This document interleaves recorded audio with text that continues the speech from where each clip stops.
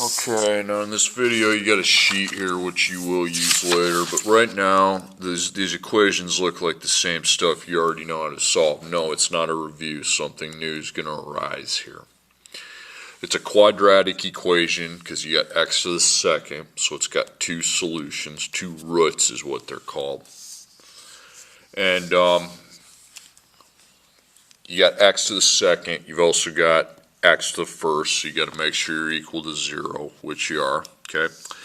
And you can count your terms and set up your boxes. So you got 3.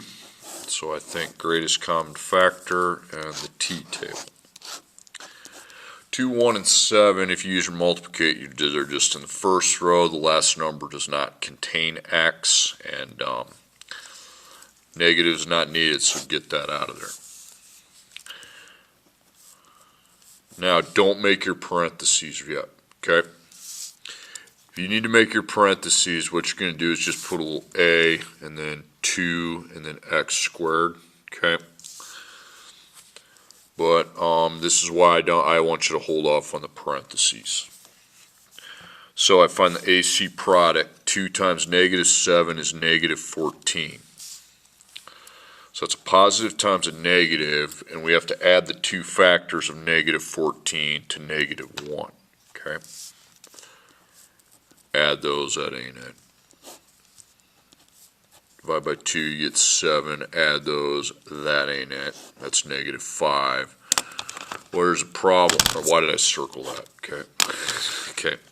14 divided by 3, decimal. 14 divided by 4, decimal. 14 divided by 5, decimal. 14 divided by 6, decimal. Well, you're not going to do 7 because you already have 7 on the other side of the table. So that's all the factors you have. What we call this expression is prime, okay? That means there are no two parentheses that can multiply that out. It's virtually impossible to create two parentheses that FOIL, when I do the 4 multiplications, make this. So I use what's known as the quadratic formula. And you can use this to solve any quadratic equation, okay? But in this class, I'd like you to only use it if if it's prime, if you can't make the parentheses, if you can't factor it. Now here's what you're going to do. In this little box, you're going to write that formula down. Now there's a song that helps you remember it. Here it goes. Put x equals, and here it goes. Opposite of b, plus or minus the square root, b squared minus 4ac, b squared minus 4ac over 2a, over 2a. Opposite of b, plus or minus the square root, b squared minus 4ac, b squared minus 4ac over 2a, over 2a. Okay, now I want you to just write that formula. So you're going to make a big line, and you're going to put OPP, B, and then a plus on top of a minus, and then a big long square root. And that square root, you're going to put b in parentheses to the second, minus, then you're going to put 4 in parentheses, a in parentheses, and c in parentheses. Now the 4 and the 2 will always be here. That's just part of the formula. It's similar to how gravity is always negative 16. It's just part of the formula. Then on bottom you got 2 and a. If you're wondering where the 4 and the 2 came from, don't at this point, okay? There's a way to show how they come from, but it is pretty complex, okay? And you wouldn't really understand what it is at this point. Not saying you wouldn't be capable, but at this point you don't have the knowledge to understand where the 4 and the 2 are coming from. Now here's what you do. You start crossing out these variables. Opposite of b, opposite of negative 1's 1. Don't put the x though. And then b itself, negative 1. Okay? And then I got 4. And then a, 2. Every variable is replaced by the coefficient that represents it. And then c, negative 7. Okay? Now on bottom you got a, so you got to replace your a with 2. Okay? Now, it's just like a problem we were doing last Friday. Okay, you just need to evaluate that expression. That's why I had you do it. you make a plus minus. Now in front of it, you got 1, okay? On the bottom, you take 2 times 2, that's 4. Now I need to evaluate what's in the square root, okay? I would make a couple of them. The first thing I have is negative 1 to the second, okay? That means, it doesn't mean negative 1 times 2, it means negative 1 times itself, and that's 1. When I take a number times itself, it's always positive, so I write 1 down. Then after that second power, you're always going to have a minus, okay? So you go minus, and then I take 4 times 2 times negative 7, and I got negative 56. Now, if we're minusing a negative, you're really adding 56. That's 57. Now, I find the square root of 57 on my calculator. I go second, and I hit the square root button, 57. That's going to be 7.55, because you want to go 2 digits, peak at the third one. If it's 5 or more, it goes up to 7.55. I'm not crazy about rounding, but at least I'm going to do it right in the video. So I take 1 plus 7.55, I click equals before I divide by 4. So that's going to be 2.13, peak at the third digit, it goes up to 2.14. So that's your first root. It's an irrational solution, but that's fine. Okay, then I go back here. Now, I would get rid of the plus because we already did that. Now I do 1 minus 7.55, click equals, and then divide that by 4, and you get negative 1.63, peak at the third, it'd go to negative 1.64 when rounded to the nearest hundredth. Okay, and those are your 2 roots. They're irrational because they had to be rounded. Okay, my next problem, it's 2 answers. Because you got x squared, you've also got x to the first, so you are going to have to set up your boxes, your graphic organizer. So you're equal to 0, we always need that when I have this and this. So I would have 3 terms, so GCF, and then my table. Okay, 3, 5, and 1 would just be in row number 1. We don't have an x because there's a constant of 1 at the end, and we don't need a negative. Okay, so we take 3 times 1, and that's going to be 3 positive. So the only way that could factor is if I can find a negative negative or a positive positive that adds up to negative 5. The only factors of 3 are 1 and 3. I mean, you can divide 3 by 2, it's a decimal, then you already have 3 on the other side. When you add those, it's negative 4. Now, I realize that's close, but it doesn't count, okay? So, that's called a prime expression. There's no 2 parentheses that can multiply to that trinomial right there. So, the quadratic formula. OPP, opposite of B, plus minus the square root, and I put b to the second minus 4ac, okay? And then 2 times a. Okay, so look up. The opposite of negative 5 is 5. And then b goes to negative 5. Now, I'm going to be honest with you, since that's to the second power, it doesn't matter whether you put negative 5 or positive 5 in there, because a number times itself is always positive anyway. So if that negative 5 to the second confuses you, you can get away with just putting in 5 on that one. But you can only get away with that if it's to the second power. So these other ones, I have to get the right number with the right sign. Okay, a is 3. And C is 1, okay, and then A is 3. So now it looks like Friday, okay. So you need to evaluate that expression. Now you got all the numbers there. So in front of the plus minus, you got 5. On the bottom, you got 2 times 3, that's 6. Now we need to evaluate the square root. By the way, the square root in the quadratic formula is known as the discriminant. The discriminant, okay? Okay, so I make a couple square roots, and I take -5 to the second, okay? I take -5 times -5, which is 25. Try to avoid doing this, -5 caret 2, because that's wrong, okay?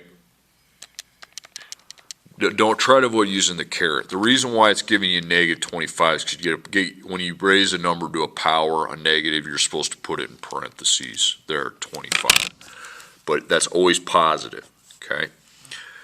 And then the minus, your negative's not with the 4, okay? That's outside. That's why on here it's outside. You put a subtraction sign. And I take 4 times 3 times 1. That's 12 times 1 is 12.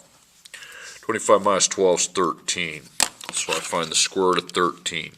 So I go second and click the key next to the 7. And then that allows you to get to your square root. Okay, 2 decimals out. If it's 5, we're going to go up to 3.61. Okay, so first I'm going to plus 5 plus 3.61, click equals, and then divide by 6. You got to click equals first. So this can be 1.43, but then it'd be 1.44. It takes care of our plus, and then we go 5 minus 3.61, click equals. Then divide that by 6, that's going to be 0.23. There's a 1, so I'm going to keep it at 0.23. Those are your 2 roots. So kind of the final thing about quadratic equations that's really in our class here this year. Okay, x to the power 2 minus 10x plus 22 equals 0. So you got 2 answers for x. We have second power x, and we got x to the first. You don't see a 1 there. That's an implied x to the first. So again, you're going to have to make sure you're equal to 0. So that equation you can look at. Okay, it's a trinomial. So GCF, and then my table. GCF's 1 though. We don't put an x with it because there's a constant 22 at the end. You wouldn't be able to divide that by x. It'd make no sense. And then you don't have a negative, so that's out. So 1 times 22 is 22. Positive, okay? Negative, negative. Trying to add to get -10. 1 and 22, that adds to -23. Divide by 2, you get 11. That's -13. Now, some of you are wondering, how long do you have to go before you know it doesn't work? Okay. Well, -13 is outside of -10. When I get to a number that's inside of -10, I passed over the -10, I know it doesn't work. So divide by 3, nope. 4, nope. 5, you know doesn't work. 6, 7, 8, 9, 10, and then why would I do 11 when it's on the other side? Okay, so it's a prime expression. So x equals opposite b, that's just one number, plus or minus the square root. It's got to be long because all this is under the square root. So b to the power of 2 minus 4ac. Okay. Okay, and then divided by 2a. So the opposite of b is going to be 10. B to the second, just put 10. If that one's to the second, you can just put 10, but these have to have their negatives, okay? Then 4a is 1, c is 22. A is going to be 1, okay? Okay, so in front you got 10. On the bottom, 2 times 1 is 2. So I set up the 2 little square roots. Now we take 10 times itself, it's not 20, 10 times 10 is 100, minus 4 times 1 times 22 is 88, so 100 minus 88 is 12, so I now have to evaluate the square root of 12, and that's my discriminant. 3.46, there's a 4 after it, so that's staying at 3.46. Okay, then I simplify further. I take my 10, add 3.46, click equals, and then divide by 2, 6.73. I take 10 minus 3.46, click equals, divide by 2, 3.27. Okay, my next problem. 2 answers, because it's a quadratic equation whenever we got x to the second. You're set, okay, with the 0, okay, because you have x, when you have x second and x to the first in the same equation, you're going to have to do something other than just get the x by itself, because those cannot go together. GCF table. Okay, 8, 9, and 1 is in the first row. It's all it's in. Okay. So A times C. That's going to be 8 times 2, positive 16. Double negatives at the beginning. We can always switch them to positives later if we have to. 1 and 16, no, it's negative 17. If you divide by 2, it's 8. That's negative 10. That's close to 9, but no cigar. Divide by 3 is a decimal, okay? Divide by 4 is 4. Now, if you add those, it's negative 8. Now you're under the threshold 9, okay? So that means you have a prime expression that cannot be put into 2 parentheses. Okay, so the quadratic formula, opposite of b, plus or minus the square root, b squared minus 4ac divided by 2a. Okay, so the opposite of b, that's going to be negative 9. b itself, just put 9. 4, and then a is going to be 8, and c is going to be 2, and a is going to be 8. One thing you got to watch out for, it hasn't really happened a lot yet, but you have got, a lot of people will do a square root and get a domain error because they end up trying to square root a negative number, which is impossible on a calculator. And it's almost always because they don't put their c in as a negative when it should be a negative. So you got to watch for that. Here I don't need to because it's positive. Okay, so you got negative 9 in front of the plus minus. On bottom, 2 times 8 is 16. Then we make our 2 little square roots. So 9 to the second power, that means 9 times itself, that would be 81, not 18. Then 4 times 8 times 2 is 64, and that's 17.